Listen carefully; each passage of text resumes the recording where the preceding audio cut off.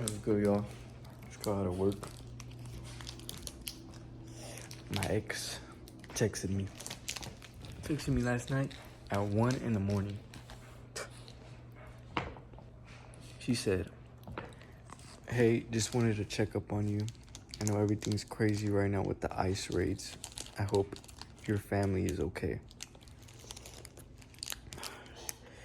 And one thing I realized too, she waited till 1 a.m. You know why?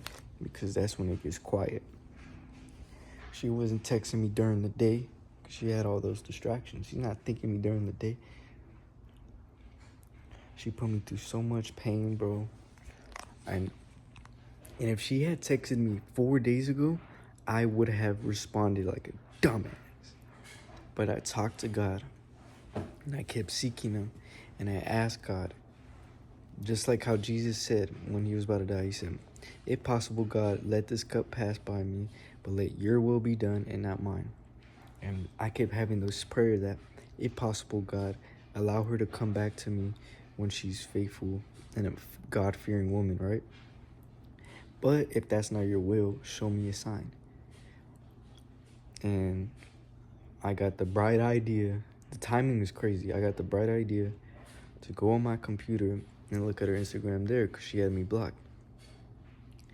And I go on it and I click on her story.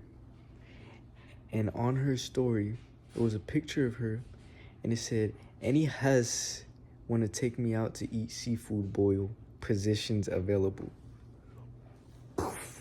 When I saw that, bro, I saw red. I immediately wrapped my hands up, ran to the punching bag, and started just swinging crazy over and over. I messed up my wrist and my knuckles again. And then I ran back home, and I cried, and I grabbed the box of all her stuff, and I threw it, and I kicked it, and I stomped it, and I walked out, and I cried more. And then I eventually threw it away, the box. But that was my sign. When I saw that, that was just like, ew, that was like the ick. Like, that's like some, like, I get it if you move on, but that's like some weird, like, attention-seeking, like, validation stuff right there. Like imagine a guy doing that. Like, that's some hoe ass shit. I ain't gonna lie. That's like a 304 right there, bro. And when I saw that, it took her 19 days. We were talking for 9 months. And that was my sign. After I saw that, I was like, oh, heck no. I'm not a second option, but I'm the prize. Like, the fuck? So, yeah, when I saw that, so I haven't responded to her, and I don't think I will. But I am asking God right now, currently, if He thinks I should text her to let me know. But whatever He wants me to do, I'll do. But for now, I'm not responding. If she texts me again, we'll see. But yeah, she texted me like at 1 a.m. and a couple of days after she posted that on her story, like, nah, bro, that ain't it. Now, as I'm starting to get closer with God, He's starting to help me more understand. I'm starting to have more respect for myself. And one thing, let me tell you guys, looks are deceiving. Just like us, as childs of God, we are called to deny our flesh daily, right? Because our flesh is dying. We're literally dying every moment. Every day, we're slowly dying. So that's what happens. Oftentimes we see looks and we let stuff slide because they're a baddie.